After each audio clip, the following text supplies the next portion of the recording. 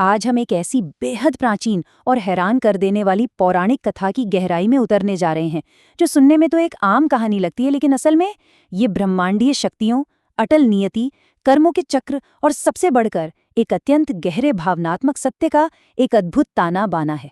बकासुर नाम के एक असुर का ये मिथक, जब हम इसका विश्लेषण करते हैं ना, तो स्पष्ट होता है कि कैसे एक दानव का चरम अहंकार, देवताओं की अजीब सी बेबसी और एक माँ का निस्वार्थ प्रेम, ये तीनों चीजें आपस में टकराती हैं।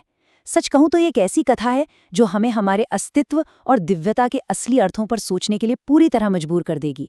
तो चलिए शुरू करते हैं। और शुरुआत करते हैं इस कथा के सबसे नाटकीय और रोंगटे खड़े कर देने वाले चरम बिंदु से। जरा इस दृश्य की कल्पना कीजिए। भगवान श्री कृष्ण को निगलने के बाद बकासुर अत्यंत अहंकार में भरकर गर्जना करता है कि स्वयं देवों के देव महादेव भी मेरा कुछ नहीं बिगाड़ पाएंगे। कृष्ण को तो मैं अपने उदर में ही पचा जाऊंगा। ध्यान दीजिए, ये कोई साधारण सी चुनौती नहीं थी, ये पूरे ब्रह्मांड के संतुलन को हिलाकर रख देने वाला क्षण था। सर्वोच्च सत्ता को निगलने का दावा करने वाला ये असुर अपने अहंकार में इतना अंधा हो चुका है कि उसे कुछ दिखाई नहीं दे रहा। और यही वो मुख्य प्रस्थान बिंदु है जहां से हमारी आज की चर्चा आगे बढ़ती है। अब यहीं पर एक बहुत ही गहरा और वैचारिक प्रश्न खड़ा होता है। सोचने वाली बात है कि आखिर कैसे इस पूरे ब्रह्मांड का रक्षक और सर्वोच्च सत्ता, जिसे निगलने पर स्वयं देवता भी हाहाकार कर उठते हैं, वो एक माँ की आंखों में केवल एक साधारण, असहाय और नाजुक सा बच्चा बन जाता है। ये जो विरोधाभास है ना, यही इस पूरी कथा की असली आत्मा है। और जैसे जैसे हम आगे बढ़ेंगे, ये बिल्कुल स्पष्ट हो जाएगा कि कैसे ये कहानी एक ब्रह्मांडीय युद्ध से शुरू तो होती है, लेकिन आखिरकार एक माँ की ममता पर आकर ठहर जाती है। तो आइए सबसे पहले बात करते हैं बकासुर के उस खतरे की, जिसने इस ब्रह्मांडीय गतिरोध यानी एक कॉस्मिक स्टैंड ऑफ को जन्म दिया। यहाँ सबसे हैरान करने वाली बात अगर कोई है, तो वो है देवताओं की अकल्पनीय विवशता। स्थिति उस समय इतनी तनावपूर्ण थी कि पूछिए मत। भगवान शिव, जो साक्षात विनाश के देवता हैं, वो क्रोध में अपना त्रिशूल तो उठा लेते हैं, लेकिन फिर उसे वापस ले लेते हैं। कार्तिकेय को आक्रमण करने से रोक दिया जाता है। और तो और सभी देवता उस असुर के निरंतर और तीखे अपमान को चुपचाप खड़े सहन कर रहे हैं। एक ऐसा दानव जो महादेव को अयोग्य कह रहा है, वो जीवित खड़ा है और देवता कुछ कर ही नहीं रहे हैं। पर ऐसा क्यों हो रहा था? ये हमें एक बहुत बड़े सत्य की ओर ले जाता है। दरअसल यहाँ परिस्थिति के दो बिल्कुल अलग अलग पहलू काम कर रहे हैं। एक और है बकासुर का भ्रम। वो अपनी ही दुनिया में है, ये सोचकर कि उसने तो देवताओं को पराजित कर दिया है और अब वो अजेय है। लेकिन दूसरी ओर महादेव की वास्तविकता है। शिव जी मुस्कुरा रहे हैं क्योंकि वो अच्छी तरह जानते हैं कि देवता हारे नहीं हैं, वो तो केवल नियति से बंधे हुए हैं। बकासुर का हर एक शब्द, उसका हर एक अपमान असल में उसकी खुद की ही कब्र खोद रहा है। अज्ञान और सर्वज्ञता के बीच का ये ऐसा तुलनात्मक चित्र है जो शायद ही कहीं और देखने को मिले। और यही हमें ले जाता है नियति और ईश्वरीय नियम की ओर, जिसे हम कहते हैं विधि का विधान। विधि का विधान यानी नियति का वो अटल नियम जिसे कोई भी किसी भी कीमत पर टाल नहीं सकता। महादेव ने आखिर अपना त्रिशूल क्यों रोका? क्योंकि विधि का विधान है कि बकासुर की मृत्यु भगवान शिव के हाथों नहीं, बल्कि उनके सखा भगवान नारायण के अवतार श्री कृष्ण के हाथों ही लिखी है। और बिल्कुल यही कारण था कि संपूर्ण ब्रह्मांड की शक्तियां उस एक क्षण में ठहर गई थीं। प्रकृति को तो अपने निर्धारित मार्ग पर ही चलना होता है ना? लेकिन फिर श्री कृष्ण का क्रोध कब और कैसे जागृत होता है? क्योंकि वो तो असुर के पेट में पूरी तरह शांत थे।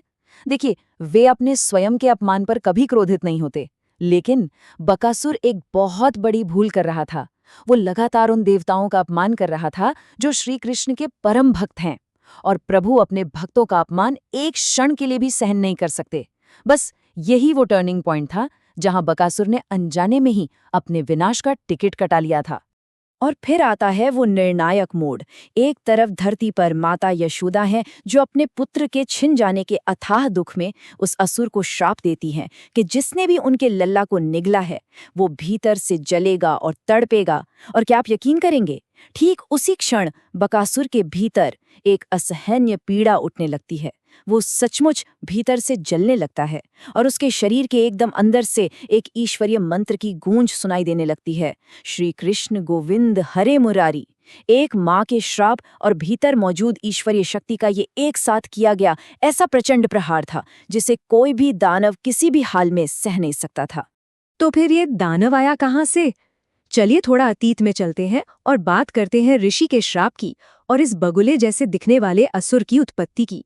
अगर हम बकासुर के अतीत के कर्मों की श्रृंखला पर नजर डालें तो पता चलता है कि वो कोई साधारण सा दानव नहीं था।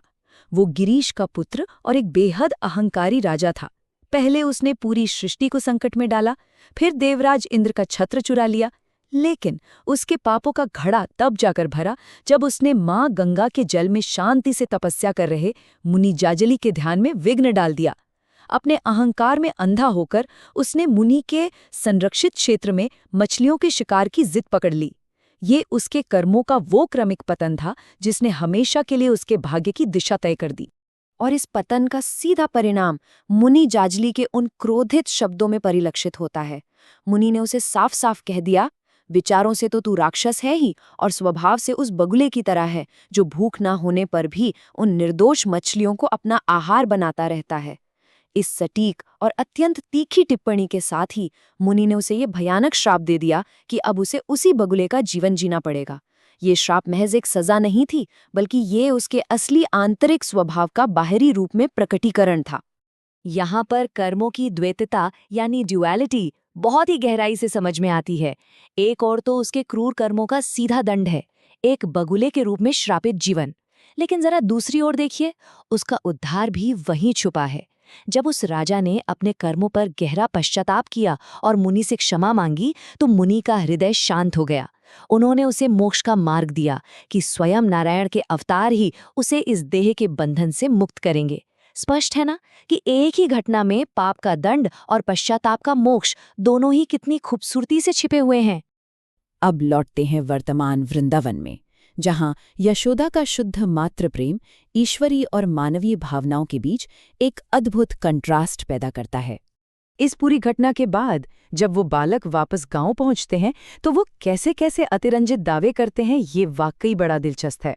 शिदामा और मधुमंगल जैसे बालकों का कहना है कि श्री कृष्ण ने बड़ी क्रूरता से उस दानव से युद्ध किया। वो ये भी कहते हैं कि सभी बालकों ने अपने प्राणों की आहुति देनी चाहिए, और तो और इंद्र, अग्नि, वरुण और यमराज जैसे देवताओं ने खुद आकर उस राक्षस से युद्ध किया।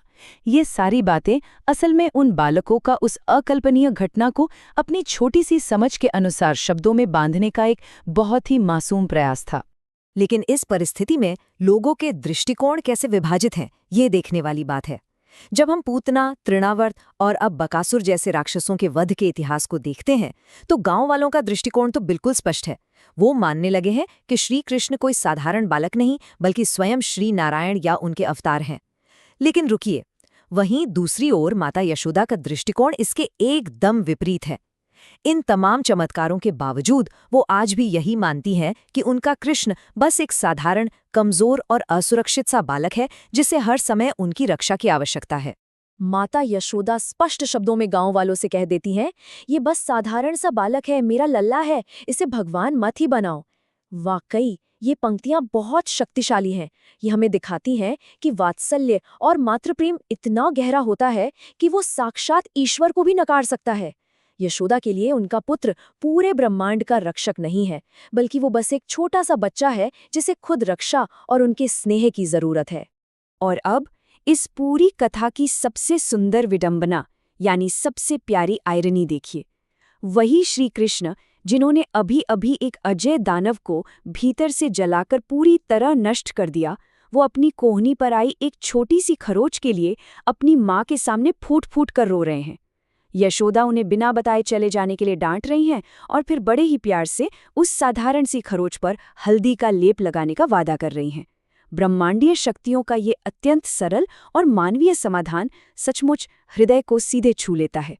तो इस पूरी कथा को इतने करीब से समझने के बाद एक बहुत ही गहरा वैचारिक प्रश्न हमारे सामने खड़ा होता है। क्या ये ब्रह्मांड केवल सर्वोच्च ब्रह्मांडीय शक्तियों और विधि के विधान से चलता है, या फिर ये यशोदा के शुद्ध प्रेम जैसी जमीनी वास्तविकता पर टिका है?